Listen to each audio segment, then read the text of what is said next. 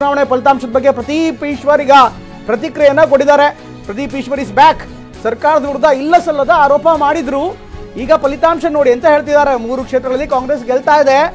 ಈ ಚುನಾವಣಾ ಗೆಲುವೇ ನಮ್ಮ ಸರ್ಕಾರಕ್ಕೆ ಒಂದು ಮಾನದಂಡ ಅಂತ ಹೇಳ್ತಾರೆ. 3ರಲ್ಲೂ ವಿಪಕ್ಷಗಳಿಗೆ ಉತ್ತರ ಸಿಕ್ಕಿದೆ ಅನ್ನುವಂಥ ಮಾತನ್ನ ಈಗ ಪ್ರದೀಪ್ ಈಶ್ವರ್ ಅವರು ನೇರವಾಗಿ ಹೇಳ್ತಾ ಇದ್ದಾರೆ. ಅಹಿಂದ ನಾಯಕನ ವಿರುದ್ಧ ಮಾತನಾಡಿರುವಂಥದ್ದು ವಿಪಕ್ಷಗಳಿಗೆ ಈಗ ಭಾರಿಯಾಗಿ ಪರಿಣಮಿಸಿದೆ. ಹೀಗಾಗಿ ಈ ಜನ ಚುನಾವಣೆಯಲ್ಲಿ ತಕ್ಕ ಉತ್ತರ ಕೊಟ್ಟಿದ್ದಾರೆ ಅನ್ನುವಂಥ ಮಾತನ್ನ ಪ್ರದೀಪ್ ಈಶ್ವರ್ ಹೇಳ್ತಾ ಇದ್ದಾರೆ.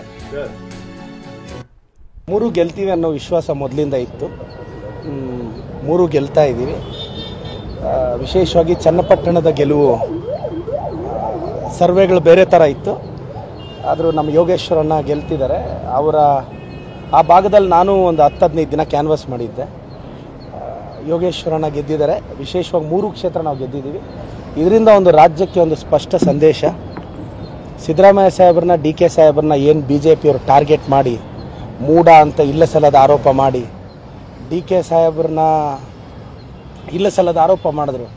ಅದಕ್ಕೆಲ್ಲ ಉತ್ತರ ಈ ಚುನಾವಣೆ 2 ಪ್ರಶ್ನೆಗಳು ಉತ್ತರ ಆಗಿದೆ. ಒಂದು, ಒಬ್ಬ ಅಹಿಂದ ನಾಯಕನ ಮತಗಳ ಕ್ರೋಢೀಕರಣ, ಕರ್ನಾಟಕದ ಒಕ್ಕಲಿಗರ ಮುಖಂಡತ್ವ, ಒಕ್ಕಲಿಗರ ಪರಮೋಚ್ಚ ನಾಯಕ DK ಶಿವಕುಮಾರ್ ಸಾಹೇಬರು ಅನ್ನೋದು. ಈ ಚುನಾವಣೆಯಿಂದ ರಾಜ್ಯಕ್ಕೊಂದು ಸಂದೇಶ ರವಾನೆ ಆಗಿದೆ.